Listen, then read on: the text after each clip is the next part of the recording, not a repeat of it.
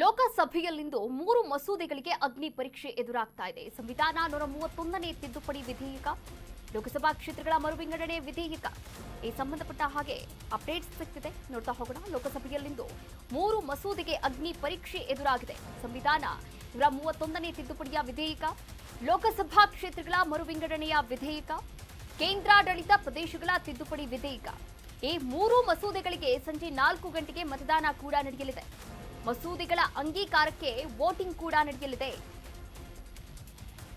ಭಾರತ ಸರ್ಕಾರ ನೋಡಿ, ಕೇಂದ್ರ ಸರ್ಕಾರ ಲೋಕಸಭೆಯಲ್ಲಿ ಸಂವಿಧಾನದ 131ನೇ ತಿದ್ದುಪಡಿ ಮಸೂದೆ 2026, ಕ್ಷೇತ್ರ ಮರುವಿಂಗಡಣೆ ಮಸೂದೆ 2026 ಹಾಗೆ ಕೇಂದ್ರಾಡಳಿತ ಪ್ರದೇಶಗಳ ಕಾನೂನು ತಿದ್ದುಪಡಿ ಮಸೂದೆ ಈ 3ನ್ನ ಕೂಡ ಮಂಡನೆ ಮಾಡಿರುವಂತದ್ದು. ಈ 3 ಮಸೂದೆಗಳ ಮಂಡನೆ ಆಗಿದೆ. ಆದರೆ ಈ ವಿಚಾರಕ್ಕೆ ಸಂಬಂಧಪಟ್ಟ ಹಾಗೆ ಇಂದು ಸಂಜೆ 4 ಗಂಟೆಗೆ ಲೋಕಸಭೆಯಲ್ಲಿ ಅಂಗೀಕಾರ ಆಗಬೇಕು ಅಂದ್ರೆ ಪ್ರತಿಯೊಬ್ಬರು ಕೂಡ ವೋಟಿಂಗ್ ಅನ್ನ ಮಾಡಬೇಕಾಗುತ್ತೆ. ಹೀಗಾಗಿ ಮತದಾನ ಪ್ರಕ್ರಿಯೆ ಕೂಡ ನಡೆಯಲಿದೆ. ಕೇಂದ್ರಾಡಳಿತ ಪ್ರದೇಶಗಳ ತಿದ್ದುಪಡಿ ವಿಧೇಯಕ ಈಗಾಗಲೇ ವಿಪಕ್ಷದವರು ಕೂಡ 2 ಅಸಂವಿಧಾನಿಕವಾದಂತಹ ತಿದ್ದುಪಡಿಗಳಿದೆ, ಇದನ್ನ ನಾವು ಒಪ್ಪೋಕೆ ಸಾಧ್ಯವೇ ಇಲ್ಲ. ಆದ್ರೆ ಮಹಿಳಾ ಮೀಸಲಾತಿ ಏನಿದೆ ಅದನ್ನ ನಾವು ಒಪ್ಕೊಳ್ತೀವಿ ಅಂತ ಕೂಡ ಹೇಳಿರುವಂತದ್ದು. ನೋಡಿ, 131ನೇ ಸಂವಿಧಾನ ತಿದ್ದುಪಡಿ 2026 ಜನಗಣತಿ ಕಾರ್ಯಾರಂಭ ಮತ್ತು ಕ್ಷೇತ್ರ ಮರುವಿಂಗಡಣೆಗೆ ಸಂಬಂಧಪಟ್ಟಿದ್ದಾಗಿದೆ. ಐತಿಹಾಸಿಕ ಮಹಿಳಾ ಮೀಸಲು ತಿದ್ದುಪಡಿ ವಿಧೇಯಕ, ಸಂಸತ್ ಸ್ಥಾನ ಹೆಚ್ಚಿಸುವಂತಹ 131ನೇ ತಿದ್ದುಪಡಿ ವಿಧೇಯಕ, ಇದಕ್ಕೆಲ್ಲರೂ ಕೂಡ ಶುಭಾರಂಭ ಕೋರಿದ್ದಾರೆ. ನೋಡಿ, ಕೇಂದ್ರಾಡಳಿತ ಪ್ರದೇಶಗಳ ತಿದ್ದುಪಡಿ ವಿಧೇಯಕ ಮಸೂದೆಗಳ ಅಂಗೀಕಾರಕ್ಕೆ 3/2 ಬಹುಮತ ಕೂಡ ಸಿಕ್ಕಿದೆ. ಲೋಕಸಭೆಯಲ್ಲಿ ಸರಳ ಬಹುಮತಕ್ಕೆ 360 ಮತಗಳು ಬೇಕು.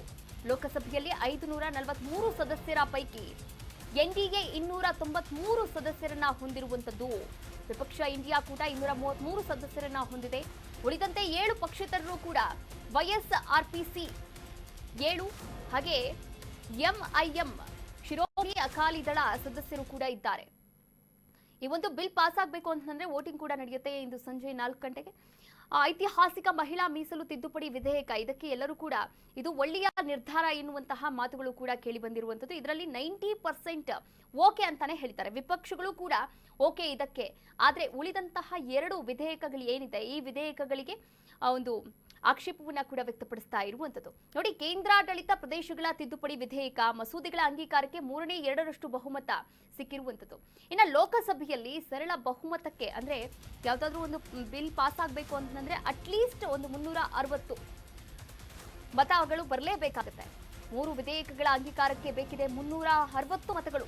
ವಿಧೇಯಕ ಪಾಸ್ ಆಗಬೇಕಾದ್ರೆ ವಿಪಕ್ಷಗಳ ಬೆಂಬಲ ಕೂಡ ಬೇಕಾಗುತ್ತೆ. ಈ ಪೈಕಿ 98 ಸದಸ್ಯರಿರತಕ್ಕಂಥ ಕಾಂಗ್ರೆಸ್ ಪಕ್ಷ ಅಥವಾ 37 ಸದಸ್ಯರಿರುವಂತಹ ಎಸ್ಪಿ ಮತ್ತು 28 ಸದಸ್ಯರಿರುವಂತಹ ಟಿಎಂಸಿ, ಇನ್ನ 22 ಸದಸ್ಯರಿರತಕ್ಕಂಥ ಡಿಎಂಕೆ ಪೈಕಿ ಯಾವುದಾದರೂ 2 ಪಕ್ಷಗಳ ಸಂಸದರು ಮಸೂದೆಯನ್ನ ಬೆಂಬಲಿಸಲೇಬೇಕಾಗುತ್ತೆ. ಲೋಕಸಭೆಯಲ್ಲಿ 543 ಜನ ಸದಸ್ಯರಿದ್ದಾರೆ.